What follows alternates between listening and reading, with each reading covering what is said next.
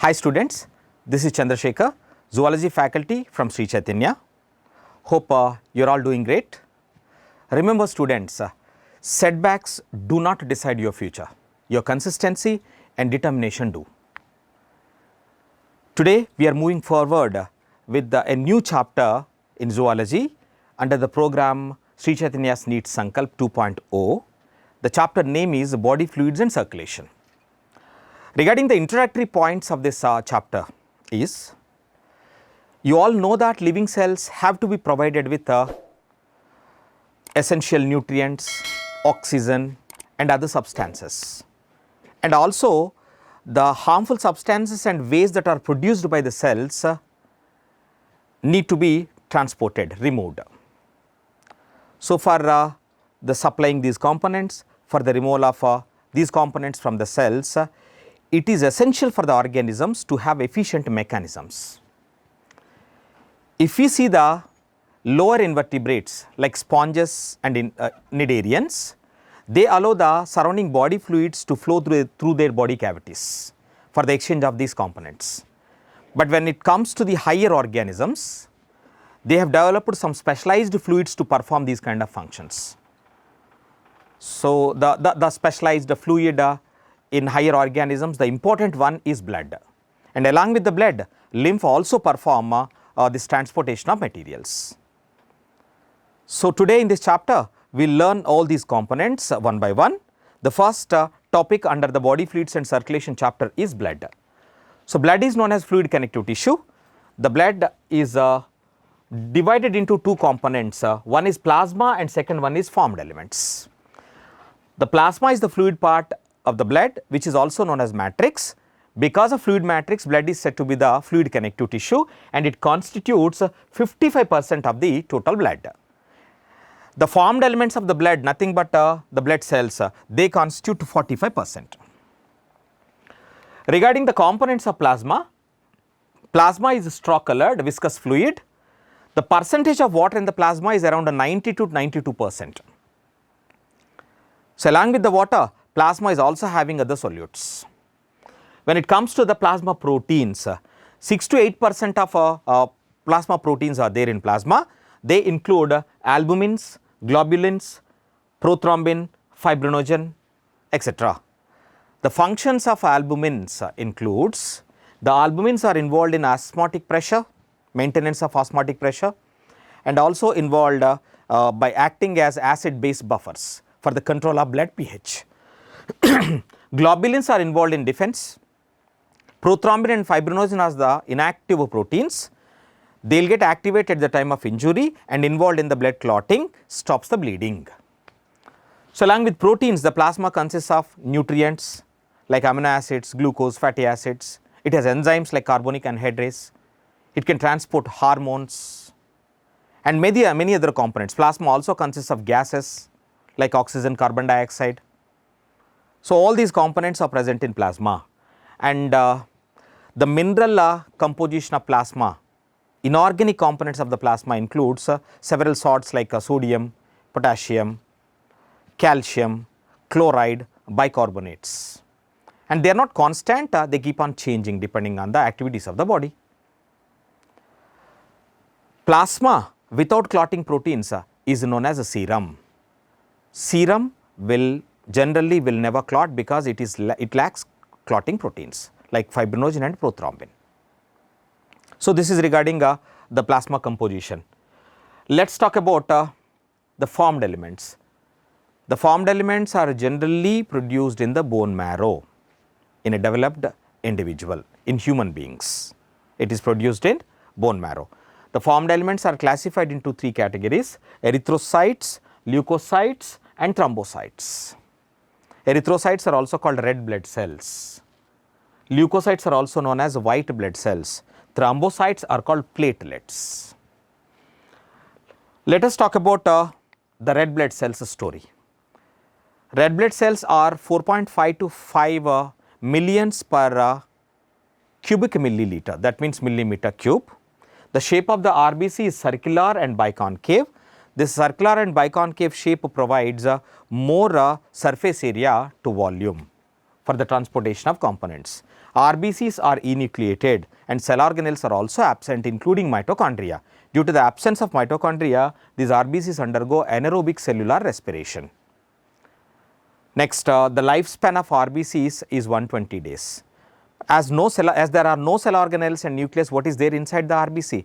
The RBC consists of cytoplasm, which is nothing but cytosol. That consists of hemoglobin. Hemoglobin is a conjugated protein with both the heme part and globin part, prosthetic and protein part, and it is involved in the transportation of respiratory gases like oxygen and carbon dioxide. Oxygen is transported in the form of oxyhemoglobin. Carbon dioxide is transported in the form of carbaminohemoglobin. Worn out RBCs are broken down in spleen. Spleen is said to be the graveyard of RBC. 100 ml blood of a healthy person consists of 12 to 16 grams of hemoglobin, and 1 molecule of hemoglobin can carry maximum 4 molecules of oxygen. So, this is regarding red blood cells, and red blood cells are produced in bone marrow. Production of red blood cells is called erythropoiesis. Whenever there is decrease in RBC, that causes a condition in the body known as anemia. Loss of RBC is called anemia. So, let us come to the leukocytes. The number of leukocytes is 6000 to 8000 per millimeter cube. All WBCs are nucleated and they are having cell organelles. Production of WBC is called leukopoiesis. When there is abnormal production of WBC or abnormal increase in their number, that condition is a type of cancer known as leukemia. And WBCs are also produced in the bone marrow. But there is a classification for the WBCs. The WBCs are classified into two categories, granulocytes and agranulocytes, depending on the presence of specific granules in their cytoplasm. The WBCs with specific granules are called granulocytes. The WBCs without specific granules are called agranulocytes. Let us talk about these granulocyte types and agranulocyte types. There are three types in granulocytes: neutrophils, eosinophils, basophils. 60 to 65% of the WBCs are constituted by the neutrophils. These are the most abundant WBCs. When it comes to the nucleus of neutrophils, it is having many lobes, multi-lobed nucleus with 3 to 5 lobes on an average. And the specific granules present in the cytoplasm of these neutrophils can be stained by using neutral dyes. Regarding the functions of neutrophils, the neutrophils are involved in phagocytosis of foreign components. Hence, these are said to be granulocytic phagocytes. The second category of granulocytes are eosinophils. They constitute 2 to 3% of WBCs. And eosinophils, the shape of the nucleus is bilobed. It has 2-lobed nucleus. And the specific granules present in the cytoplasm, they can be stained by using acidic dyes like eosin. Hence, they are said to be eosinophils. Regarding the functions of eosinophils, eosinophils can resist infection, and eosinophils are associated to allergic reactions. The third one is basophils. The percentage of basophils is 0.5 to 1% in the WBCs. They have irregular shaped nucleus, or else you can say S-shaped nucleus. The specific granules present in the cytoplasm can be stained by using basic dyes. Regarding the functions of basophils, basophils can secrete components like histamine, components like heparin, components like serotonin, components like bradykinin. Heparin acts as anticoagulant. Histamine and bradykinin acts as vasodilators. They dilate the blood vessels and involved in inflammatory reactions. And serotonin is a vasoconstrictor. So, important function of basophils, they are involved in inflammatory reactions and they are responsible for allergic reactions. Next, when it comes to the agranulocytes, there are two types of agranulocytes, lymphocytes and monocytes. Lymphocytes constitute 20 to 25% of the WBCs. Lymphocytes are small cells with a large spherical nucleus inside it. This is the large spherical nucleus. There are two categories of lymphocytes based on their maturation. They are B lymphocytes and T lymphocytes. The B lymphocytes mature in bone marrow. T lymphocytes mature in thymus gland with the help of a hormone called thymosin.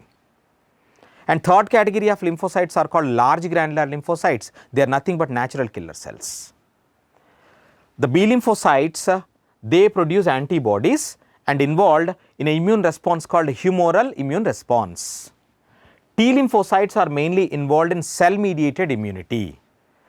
And the large granular lymphocytes called NK cells, natural killer cells, they are involved in innate immunity. Innate immunity means the immunity which is there by birth.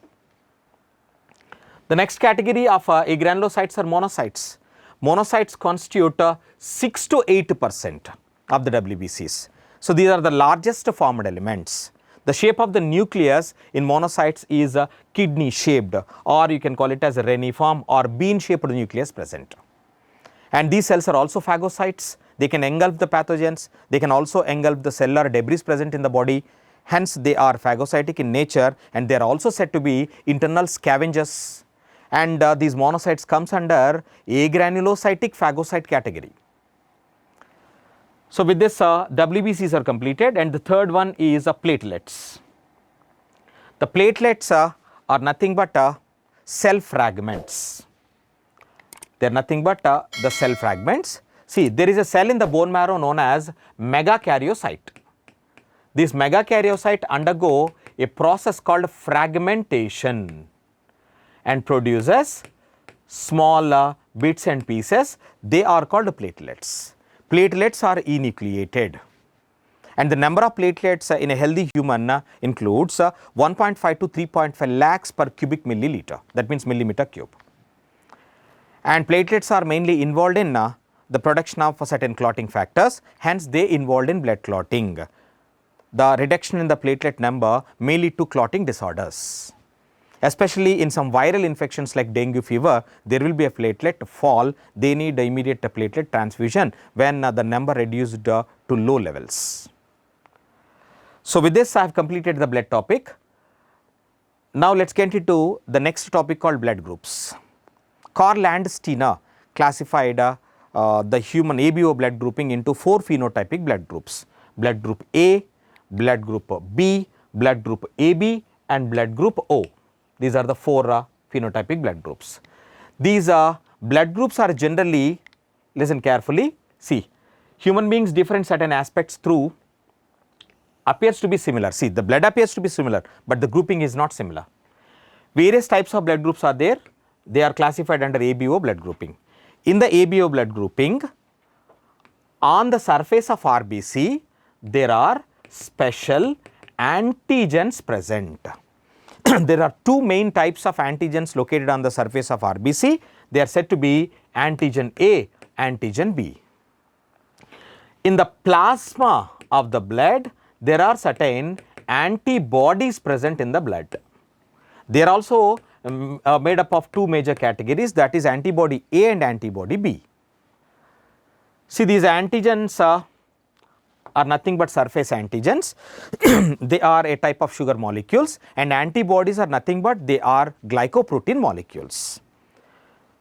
So, the type of antigen present on the RBC, their presence absence is going to decide what kind of blood group the organisms are having. Let us see the phenotypic blood groups. When it comes to the blood group A, it has antigen A on the surface of RBC, and it will have antibody B in the plasma. Why antigen A and antibody B? Why not antibody A?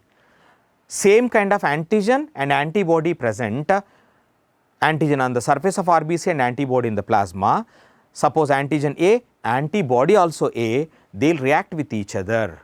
This antibody reacts with the antigen, and it causes the agglutination reaction and ruptures the RBCs. That is the reason why one kind of antigen and other kind of antibody is present. And what are the donor blood groups? I will discuss about donor blood groups later. Let us come to the B blood group. It is having the antigen A on the surface of RBC and antigen B on the surface and antibody A in the plasma. AB blood group is having antigen A and antigen B on the surface of the RBC, whereas the antibodies, they are nil in the plasma. The third category blood, fourth category of blood grouping is said to be O blood group. It has no antigens on the surface of RBC, but it has antibodies like anti-A and anti-B. The O blood group is called universal donor because it has no antigens on its surface. AB blood group is called universal recipient because it has no antibodies in its plasma. Universal donor, universal recipient. When it comes to the A blood group, what are the donor blood groups to the A blood group? A blood group can donate blood to A, and even universal donor called O can donate blood to A. So, A and O are the donor blood groups to the A. Regarding the B, B and O are the donor blood groups to B. Regarding AB, as it is a universal recipient, A, B, AB and O groups can donate the blood to AB blood group persons. And when it comes to the O is a universal donor. See, it can donate blood to all, donate blood to A, B, AB and O. But who is the donor blood group to O? O can receive blood only from another O. So, it is a universal donor, it is not universal recipient. So, this is the phenotypic blood grouping.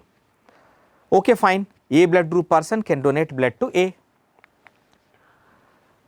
But one more concept related to the blood groups is called RH grouping. See, for example, A blood group person consists of antigen A, and it can donate to another A person without any ambiguity. But sometimes generally there will be no agglutination here. Sometimes when A donates blood to another A, there will be chance for agglutination. That means there are some other antigens present on the RBC. So, in that some other antigen category, a specific antigen is coming known as RH antigen. See, RH antigen similar to one present in rhesus monkeys. So, the name RH is derived because it is observed in the blood sample of a rhesus monkey. For example, on the surface of RBC, if a person is having antigen A, no doubt the blood group is A. Along with that, if the person is having RH antigen on the surface of RBC, the person with RH antigen on the RBC is called RH positive. For example, a person is having antigen A on the surface of RBC, no doubt A blood group, but there is no RH antigen on the RBC. Now the person is said to be RH negative. So, based on the presence or absence of RH antigen, we can classify the organisms into RH positive and RH negative. See this point. RH antigen is observed on the surface of RBCs of majority of the organisms. Nearly 80% of humans are said to be RH positive. Without RH antigen, the persons are said to be RH negative. For these RH antigens, there are no RH antibodies, or you can say there are no anti-RH antibodies in the plasma under natural conditions. But when will the RH antibodies will develop in the plasma of a particular person? Let me tell you. For example, a person is RH positive with RH antigen, donated blood to a person who is RH negative without any RH antigen. So, when a RH positive person donates blood to RH negative, this RH antigen is foreign to this negative person. So, the negative person, in response to that foreign component called RH antigen, will develop antibodies in its plasma. So, a negative person develops antibodies in response to the blood received from the RH positive person. In that blood group mismatching incompatibility conditions only, the RH antibodies are produced. Otherwise, naturally RH antibodies are absent in the plasma. One classical example I just want to explain regarding the RH incompatibility. The condition name is called erythroblastosis fetalis. This erythroblastosis fetalis can occur when the mother is RH negative, but inside the mother the growing fetus is RH positive and the father is RH positive. When the father is RH positive and mother is RH negative, if the growing child is RH positive, there will be a condition occurs known as erythroblastosis fetalis. Let me explain that.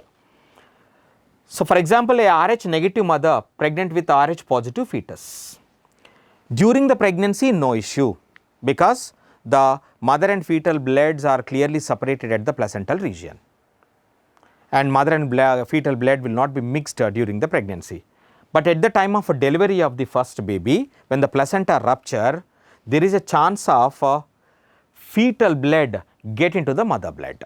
So, the fetal blood is having Rh antigens, they will enter into the mother blood. But mother blood will take time to identify that foreign component called Rh antigen received from the fetus. Meanwhile, the first baby get delivered, so there is no problem to the first baby. Then what happens after delivery in the mother? So, after the delivery in the mother has received Rh antigens. Now, the mother will develop Rh antibodies against those antigens. They will act on those antigens and eliminate them. Along with that, female will also develop memory cells against these Rh antigens after the first delivery. And now this female is said to be sensitized. If the sensitized female get pregnant for the second time, so again during pregnancy no issue, though there is a slight leakage of blood and antibodies, that will not make much difference. But at the time of second delivery, again at the time of delivery the placenta get rupture.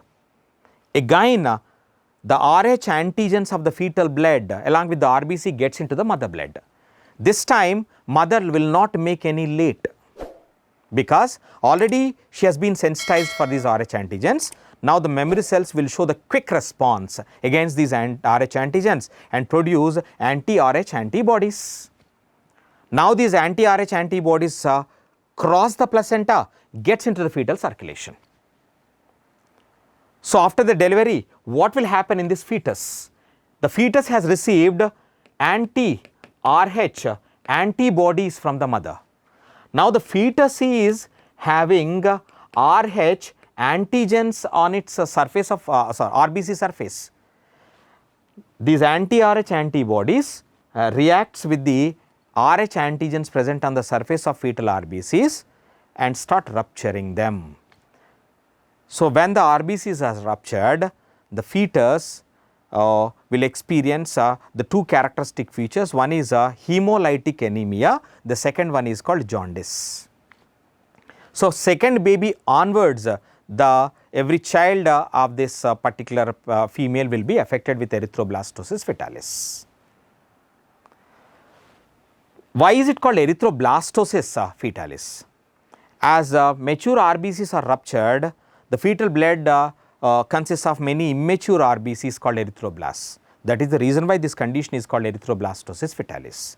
And what is the remedy for this particular condition? The remedy for this particular condition is, immediately after first delivery, the mother should be administered with the anti-Rh antibodies. How it works? See, immediately after first delivery, the mother has received Rh antigens from the fetus. Immediately when anti-Rh antibodies are injected into that mother, these anti-Rh antibodies acts on those Rh antigens entered and they will eliminate them. That means mother will not produce any antibodies on her own. The mother will not produce any memory cells on her own. That means there will be no sensitization. As there is no sensitization, as the sensitization is prevented, there will be no issue to the second child. So this is the remedy. The remedy is administration of anti-Rh antibodies immediately after first delivery. So this is regarding erythroblastosis fetalis and Rh grouping. And regarding Rh grouping, I just want to give you one more point here. See, based on positive negatives, see there is A positive A negative, B positive B negative, AB positive AB negative, O positive O negative. So who is the universal donor? Is it O positive or O negative? So the answer is O negative, because O positive blood cannot be given to the negative persons, because negative persons will develop antibodies. But O negative blood can be given to all positives and all negatives. And among the AB positive and AB negative, who is the universal recipient? AB positive is the answer, because this positive person can receive blood from positives, no issue, positive, and also can receive blood from the negatives. Positive cannot be given to the negative, but negative can be given to the positive. That is the reason why O negative is the universal donor, AB positive is the universal recipient. So, next topic is coagulation of blood. Blood clotting. What is coagulum? Coagulum is a dark reddish brown mass formed at the site of a cut or injury over a period of time. It is called clot. The clot is made up of fibrin threads. Into that fibrin threads, the formed elements and other components get trapped. That fibrin threads along with the trapped formed elements is said to be clot. Clot is also called coagulum. Let us see the process of blood coagulation. So, there are some factors involved in blood coagulation, like prothrombin is involved in blood coagulation, fibrinogen is involved, tissue thromboplastin is involved, calcium ions are also clotting factors involved, fibrin stabilizing factors are also involved in blood coagulation. These are the important clotting factors. Let us see the process of blood coagulation. In the process of blood coagulation, if you see the first stepwise, if there is any injury or trauma, that injury or trauma will cause the activation of platelets present in the blood. That activation of platelets will cause the release of some tissue factors like tissue thromboplastin. Of course, tissue thromboplastin can be released by the platelets also. And these tissue factors will cause the activation of some clotting factors. That activation of clotting factors finally leading to the activation of an enzymatic complex called thrombokinases with the help of calcium. Once the thrombokinases are activated, until the activation of thrombokinases, you can consider it as step 1. So, what is happening in step 1? Injury or trauma, activating the platelets, producing the tissue factors, activating other factors, finally activating the enzymatic complexes like thrombokinases. Once the thrombokinases are activated, now in the step 2, they will act on the prothrombin, which is an inactive protein present in the plasma already, and activates the prothrombin into thrombin. Remember guys, thrombin is an active enzyme.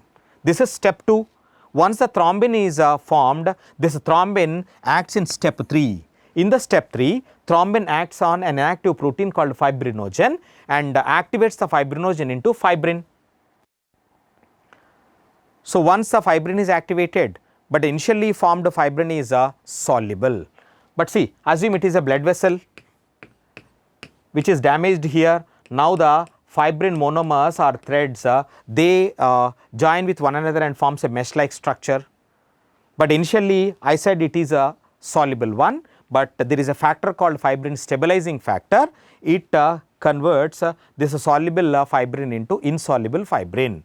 Once it is converted, now the formed elements and the other components get trapped into this and forming a scum known as blood clot. The initially formed clot is soft. Now the damaged ends of the blood vessel, they will come closer to each other and squeeze the clot. A fluid comes out of the clot known as a serum. So that serum is nothing but plasma minus clotting factors. And slowly the soft clot becomes hard clot. So, after the formation of hard clot, there will be a repair underneath the clot and finally the injury get repaired after few days. So, this is regarding blood coagulation and blood clotting mechanism. The next topic is lymph, which is also called tissue fluid. Let us talk about the formation of lymph. Assume it is a blood capillary. See, in closed circulatory system organisms, once the blood reaches the capillaries, capillaries are nothing but systemic capillaries present nearby the tissue. The plasma along with water, salts, glucose, amino acids and other components move out of these blood capillaries into the tissue spaces by hydrostatic pressure. The fluid that entered into this particular space from the blood into the tissue spaces is known as interstitial fluid, also called intercellular fluid, also called tissue fluid. This is the fluid involved in the exchange of materials between the blood and tissues, and the mineral composition of this tissue fluid is almost equal to plasma. So, once the exchange of materials is over, listen carefully, 85% of this tissue fluid will go back to the blood capillaries by the capillary action with the help of osmotic pressure created by the albumins. So, the amount of fluid that moved from blood to the tissues is going back, but I said around 85%. But remaining percentage of fluid also should get back into the blood. That fluid will get into specific additional system of passage known as lymphatic system, and that fluid entered into the lymphatic system is named as lymph. This lymph passes through, see, there is a lymphatic system throughout our body. So, the lymph passes through lymphatic capillaries, they will unite to form lymphatic vessels, then lymphatic nodes, finally lymphatic ducts. Lymphatic ducts will drain this lymph back into the major veins like superior vena cava. So, before the blood reaching the heart, it is getting its complete water component back. So, this is regarding lymph. Regarding the composition of lymph, lymph is equal to blood without RBC, without platelets and without large plasma proteins. But remember guys, lymph is with WBC, the specialized WBC present in the lymph are called lymphocytes. They are present. Next, the lymph is involved in the transportation of, see, as it is moving from tissues to the blood, it can transport carbon dioxide, it can transport nitrogenous waste, it is transporting lymphocytes back to the blood. And of course, lymph is also having minerals, it can transport the minerals and hormones also, certain hormones. So, these are the functions of lymph.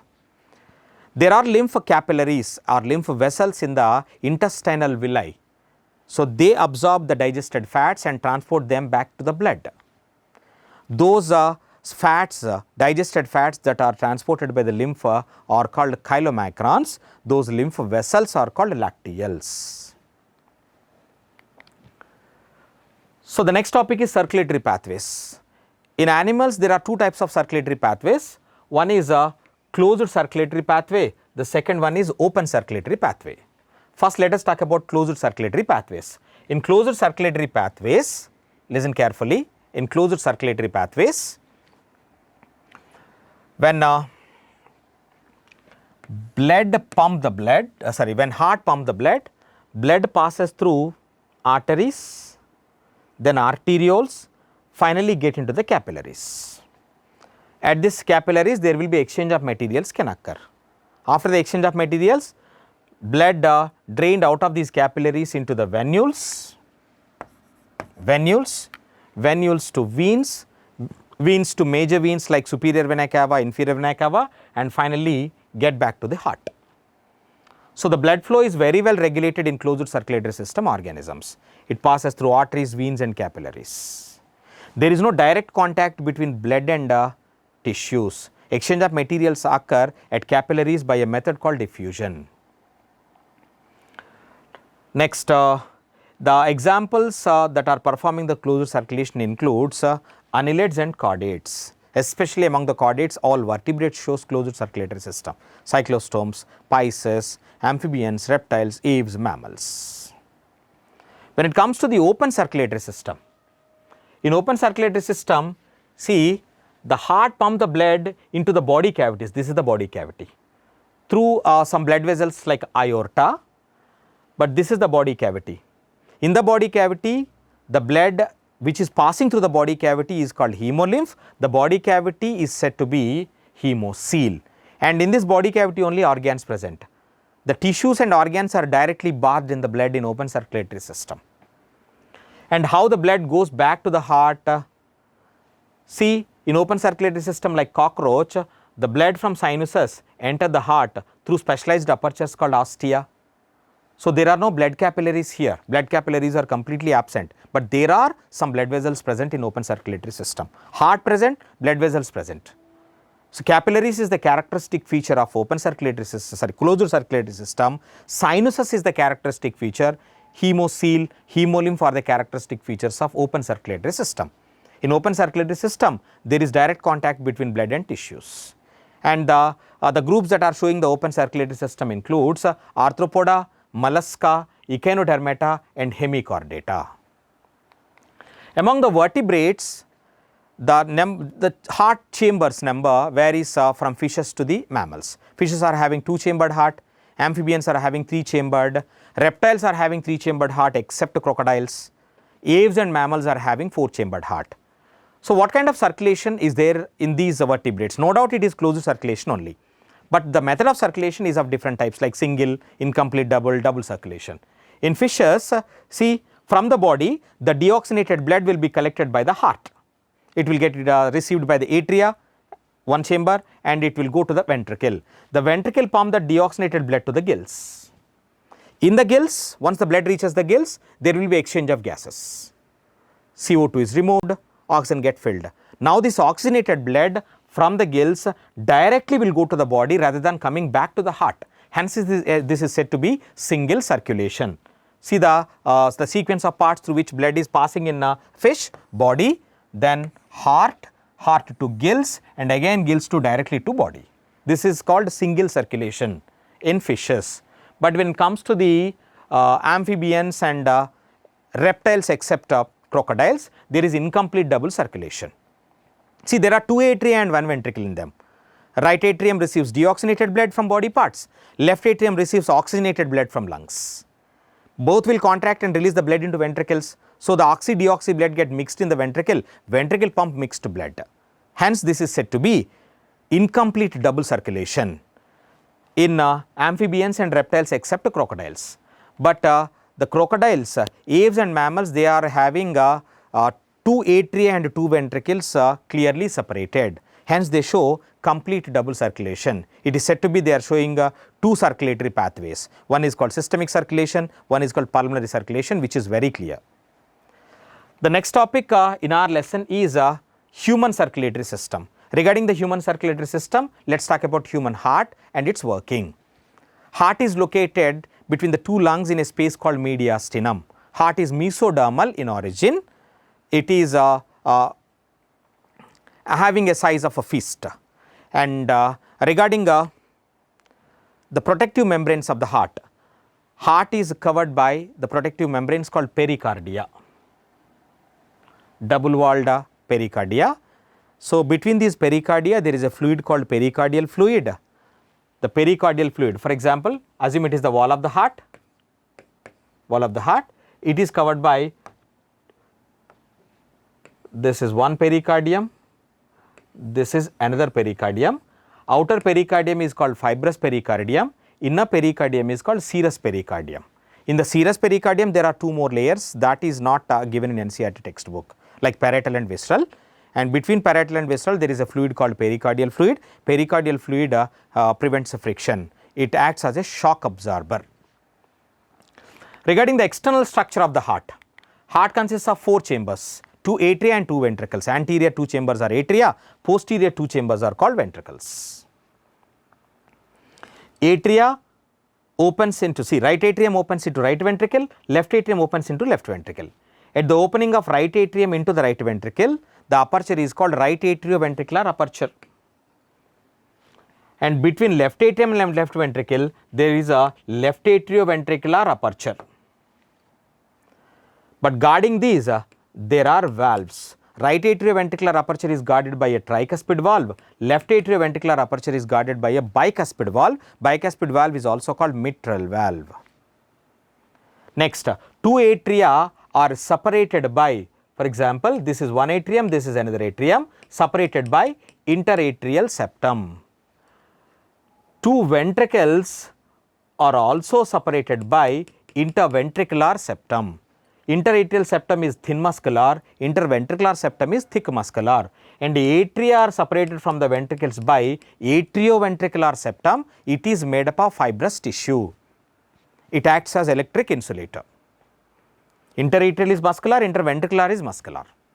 Two atria are separated by interatrial septum, two ventricles are separated by interventricular septum. Atria are separated from the ventricles by atrioventricular septum.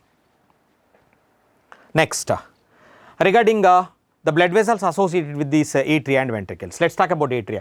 Right atrium is slightly larger compared with the left atrium. And regarding the functions of right atrium receives deoxygenated blood from body parts through two major caval veins. One is called superior vena cava. It will receive the deoxygenated blood from superior parts of the body, anterior parts of the body, and second one is inferior vena cava, receive the deoxygenated from blood from lower parts of the body. Next, their openings are guided by valves. Right atrium also receive deoxygenated blood from wall of heart.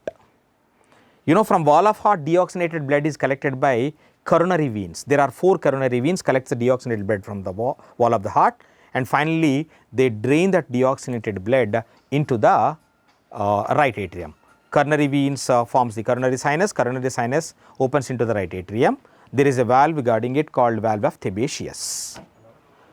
When it comes to the left atrium, guys, left atrium receive oxygenated blood from the lungs with the help of veins. See here 2 pulmonary veins, here 2 pulmonary veins.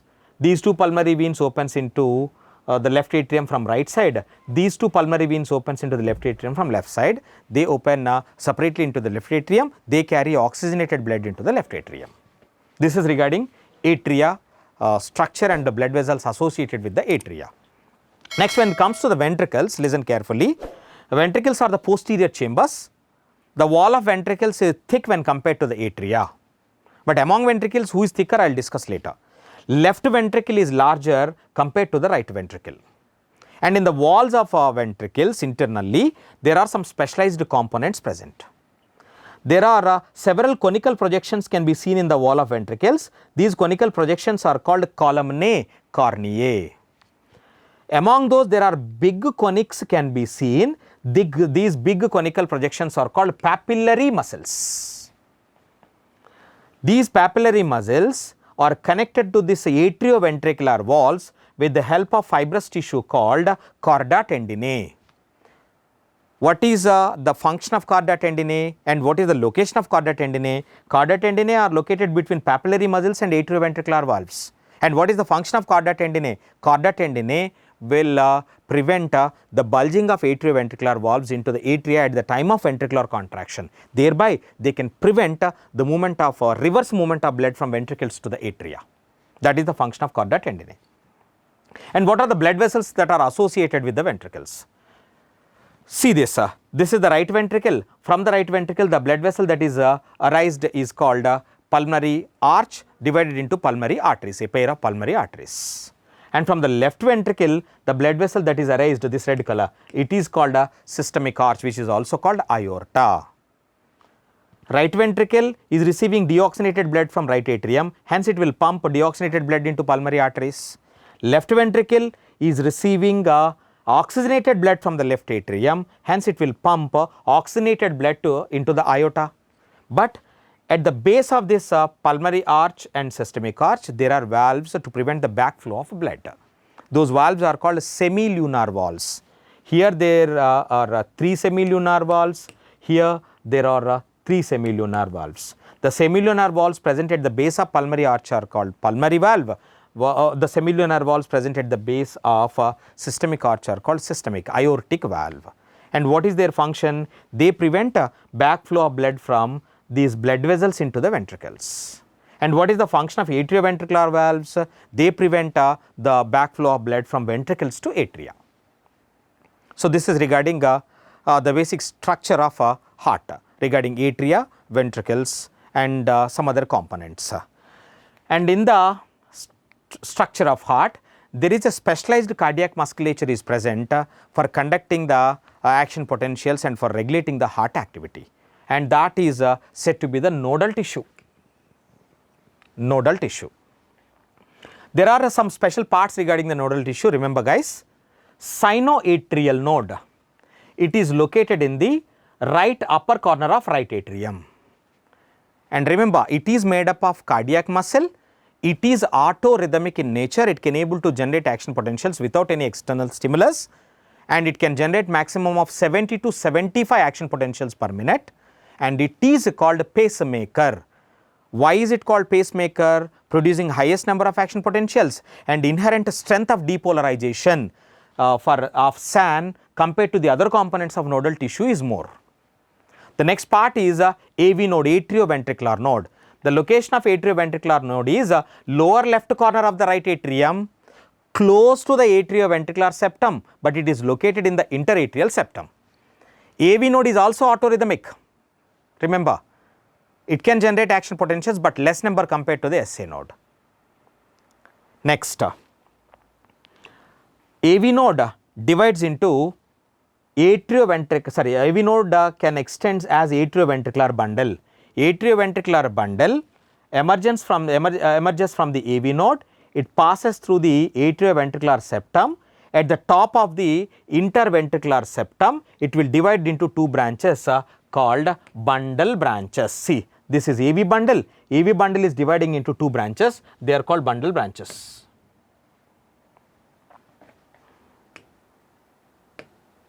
See, these are bundle branches. And these bundle branches further divides and forms specialized muscle fibers called Purkinje fibers. These are muscle fibers, guys. And these Purkinje fibers will extend into the walls of ventricles, and these Purkinje fibers are directly involved in transmission of impulses to the muscles of ventricles, ventricular musculature. So, the action potential will generate in the SA node. From SA node, it will spread over the atria and also will go to the AV node to AV bundle to bundle branches to Purkinje fibers. So, these Purkinje fibers and bundle branches put together known as bundle of His. So, this is the conducting system of heart. Again, let me tell you, SA node to AV node to AV bundle, then bundle branches, Purkinje fibers, and finally to the ventricles. And all the components of this nodal musculature are autorhythmic in nature. Purkinje fibers are autorhythmic, but they will generate action potentials less number when compared to the SA node and AV node. All are autorhythmic, but the pacemaker word is applicable only to the SA node, sinoatrial node. Next, let us talk about cardiac cycle. One complete cardiac cycle is nothing but one heartbeat. It involves the contraction of muscles and relaxation of muscles. Contraction is called systole, relaxation is called diastole. And on an average, one cardiac cycle takes 0.8 seconds, 0.8 seconds. And we can divide the cardiac cycle into three phases for our convenience to learn it in a clear way. One is complete cardiac diastole for 0.4 seconds. Second one is atrial systole, 0.1 second. Third one is ventricular systole, 0.3 seconds. Giant diastole is followed by atrial systole. Atrial systole is followed by ventricular systole. Be careful. Okay. What happens during a complete cardiac diastole? During complete cardiac diastole, the heart chambers are in relaxation mode. They are not in contraction mode, they are in relaxation mode. In that relaxation mode, listen carefully, the semilunar valves which are present at the base of pulmonary artery and systemic arch, they will be closed.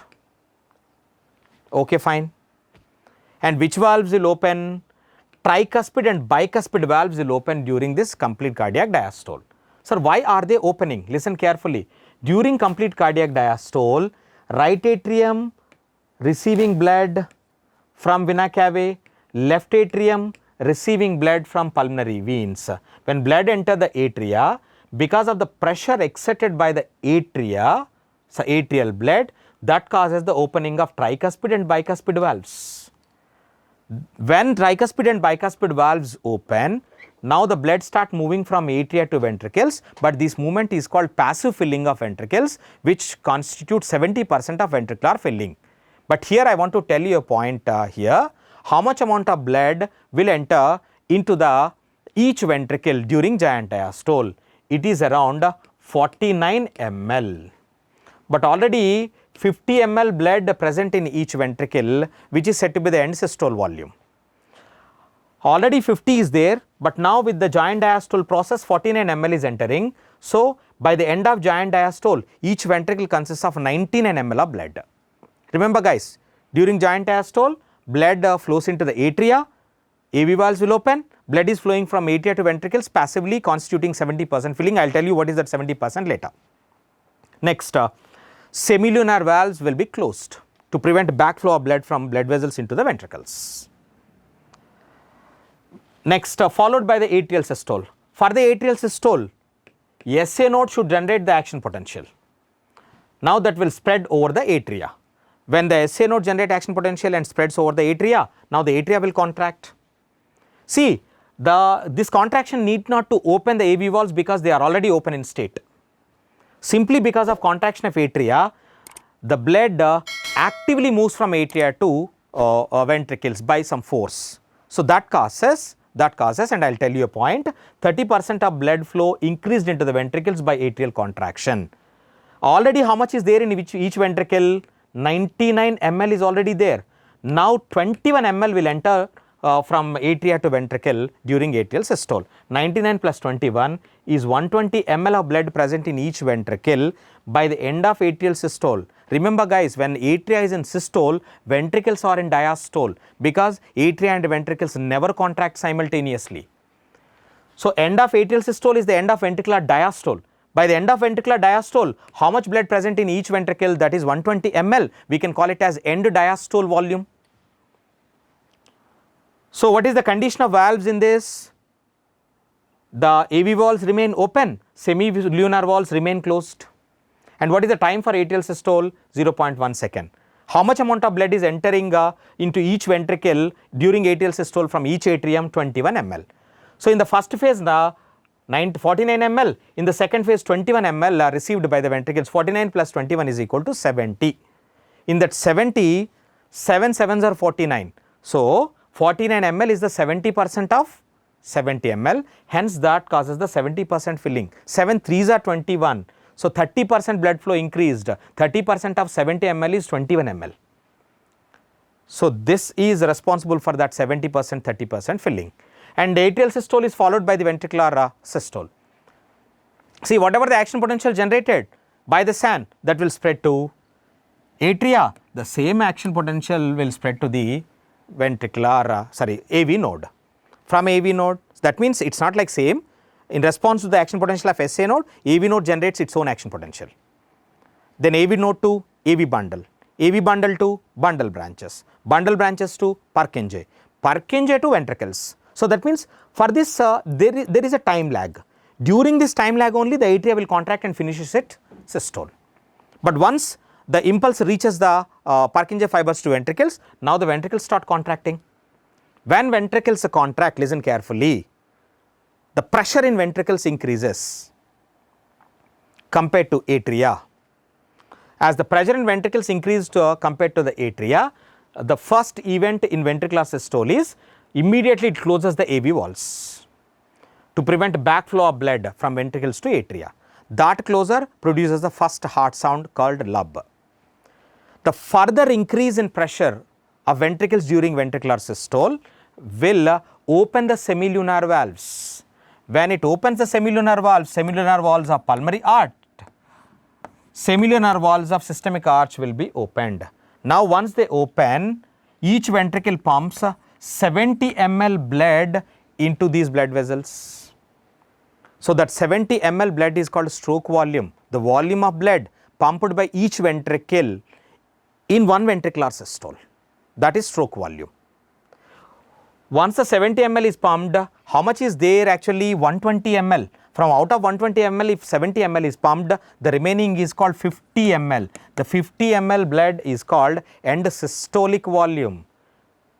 So end diastolic volume is 120, end systolic is 50. 120 minus 50 is equal to 70, that is called stroke volume. Next, see, when ventricles are in systole, what is the position of atria? Atria are in diastole. Atria are in diastole. Once the systole of ventricles is finished, now the ventricles get into diastole. They join the atria for joint diastole.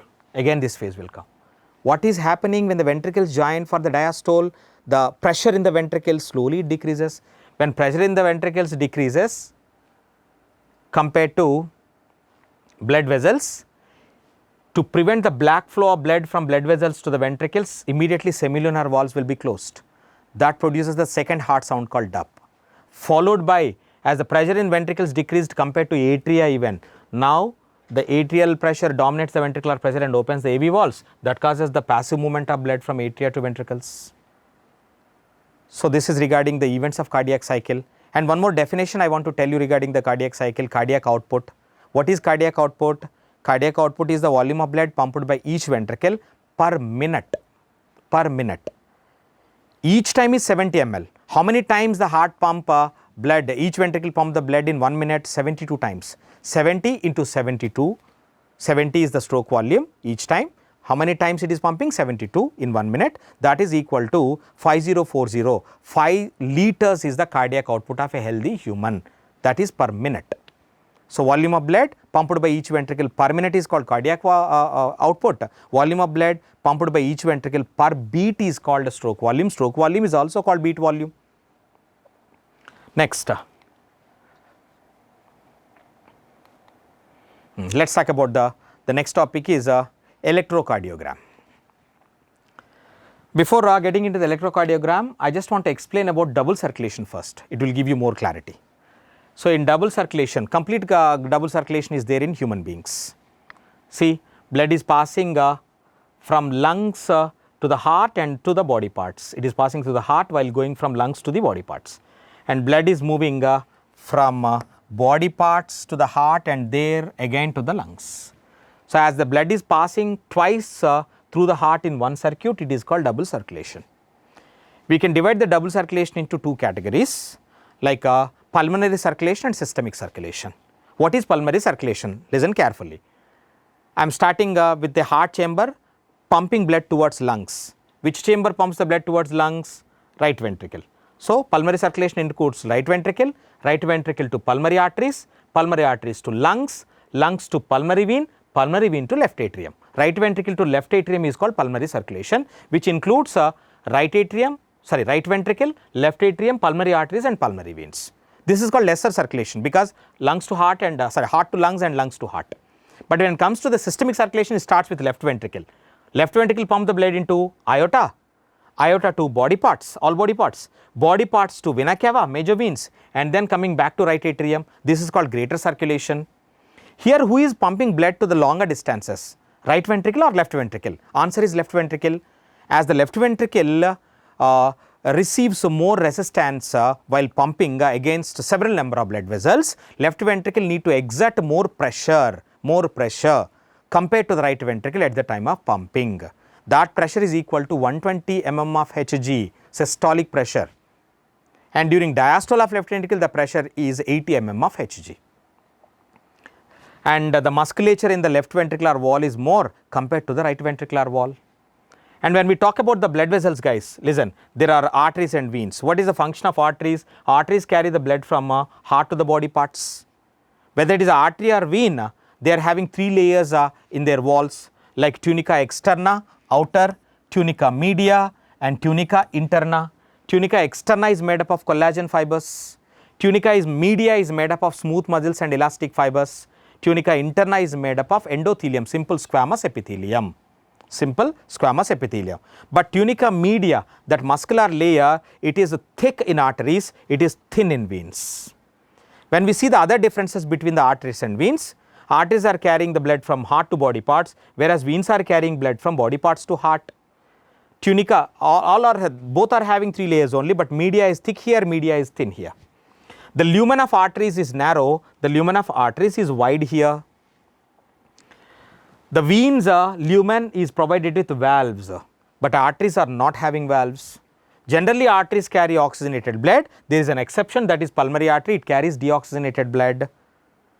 Generally, veins carry deoxygenated blood, but there is an exception, pulmonary veins carry oxygenated blood.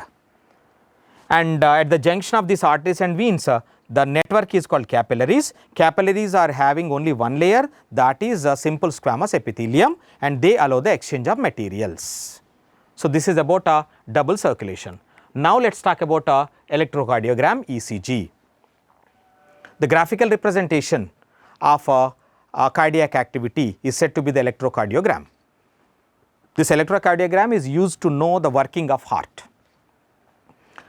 In this electrocardiogram, generally they use electrical leads. General usage is 3 leads which are placed over the wrists and ankles. 2 wrists, 2 leads, and left ankle is the 3rd lead. But for the detailed evaluation, we require nearly the 12 electrical leads which are placed in the different parts of the body, like chest, wrists, ankles, like that. And the ECG comprises See this is the standard ECG in which the time is taken on the x-axis in this graph, and the millivolts, the current that is produced or action potential produced during the activity is taken on the y-axis. It consists of waves, listen carefully. There is a P wave, Q wave, R wave, S wave, T wave. So what does P wave indicates? The P wave, see this kind of wave P is formed during the atrial depolarization. When the atria are undergoing depolarization, what is depolarization? Influx of sodium into the cell causing the development of a positive charge inside. That positive charge is forming a wave here. So P indicates atrial depolarization. QRS is a complex. This complex is formed at the time of ventricular depolarization. And T wave is formed at the time of ventricular repolarization. What is repolarization? Repolarization is nothing but the efflux of potassium ions from cell to the extracellular fluid. So T wave indicates ventricular repolarization. See, ventricular depolarization, ventricular repolarization put together called ventricular systole, guys. Listen carefully. For example, if atrial systole starts here, it will be continued till here. This is called atrial systole, and from here till the end of T wave is ventricular systole. From here, next cycle till this starting or middle of the P wave is called joint diastole. Total time is 0.8 seconds. So the atrial systole is followed by the ventricular systole. When atria is in systole, ventricles are in diastole. Can I say atrial systole coincides with the ventricular diastole? Yes. When ventricles are in systole, atria is in diastole. So ventricular systole time coincides with the atrial diastole. And one more thing, ventricular systole is not starting from the Q onwards, though QRS indicates the ventricular dipole. The ventricular systole starts shortly after Q wave. And in one cardiac cycle, there is only one QRS complex. That means by counting the number of QRS complex, one can able to determine the heart rate of an individual. Next, this is joint diastole. During the joint diastole, the muscles are in relaxation. Next, one can able to assess some heart related disorders by observing the magnitude, that means the amplitude of these waves, the time taken for the waves. For example, I will give you, there are some intervals in ECG. It is not there in NCERT, but I just want to give you one or two extra points here. There is a interval called PR interval. PR interval means the time interval from the beginning of P wave to the beginning of Q wave. So that indicates about the depolarization and atrial systole activity. There is a QT interval, time interval taken from the beginning of Q wave till the end of T wave, that is talking about ventricular systole. There is a ST segment from the end of S wave to the beginning of T wave, there is an isoelectric line on the 0, that is called ST. So during ST there is no generation of action potential. If ST is elevated in some conditions, that may indicate some of the heart disorders. Next, see the amplitude, more elevated T wave, short T wave, flat T wave is also indicating some of the heart related disorders like hypokalemia, hyperkalemia. So these are the points, the basic points related to the ECG. You have to remember about P indicates, QRS indicates, T wave indicates, and one QRS complex per one cardiac cycle, and ventricular systole starts shortly after Q wave, and T wave indicates repolarization of ventricles. That means the ventricles, this T wave shows coming back of ventricles from electrical excitation to the normal state. So this is regarding ECG. Double circulation is completed. Now the next topic is regulation of the cardiac activity. The normal activities of the heart are regulated intrinsically. So things that are present inside the heart can able to regulate. That is nothing but nodal tissue, and it is auto-regulated because the nodal tissue structures are autorhythmic in nature. So the normal activities of the heart intrinsically auto-regulated by the specialized musculature known as nodal tissue. Because of this reason, human heart is said to be myogenic heart. So there is a muscular regulation for the heart activity. The next regulation is neural regulation.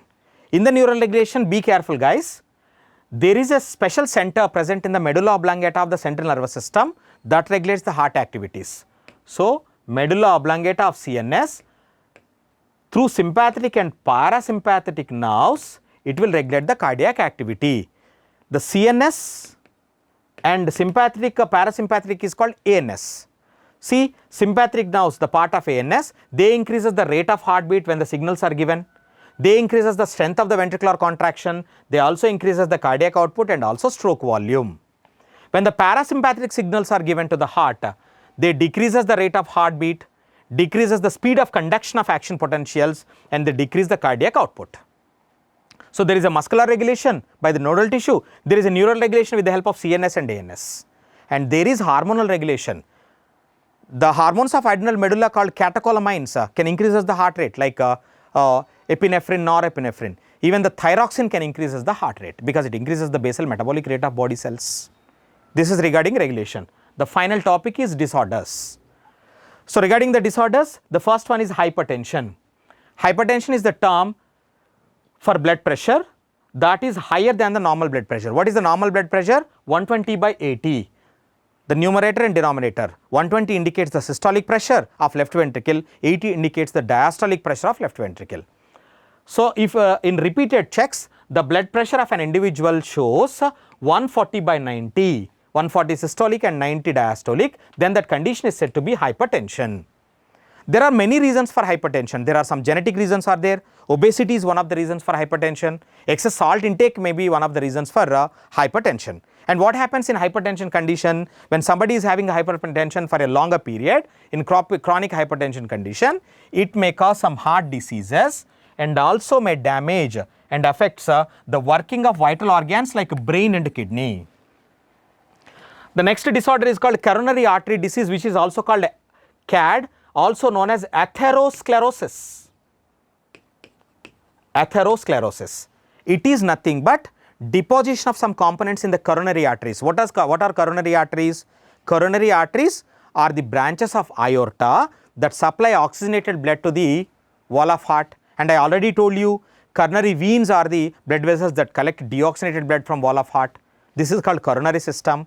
And coronary arteries, if there is a deposition of calcium, fat, cholesterol and fibrous tissue, that makes the arteries narrower. That causes reduced oxy blood supply to the muscles of heart. This condition is said to be coronary artery disease. Because of this reduced oxy blood supply to the wall of heart, the heart muscle gets suffer. In that suffering, there will be a sudden chest pain. That sudden chest pain is said to be angina pectoris. Angina pectoris is nothing but a symptom of acute chest pain. Sudden chest pain appears when no enough oxygen will be carried to the muscles of heart.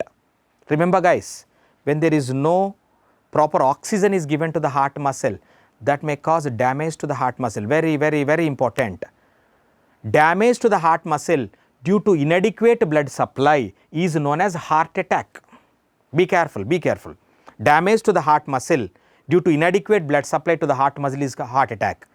Because of damage, if heart pumps inadequate blood, that is called heart failure. Both are different. Damage to the heart muscle is called heart attack. Because of damage, if blood unable to supply the sufficient amount of blood to the body parts, heart unable to supply sufficient amount of blood to the body parts, that condition is said to be heart failure.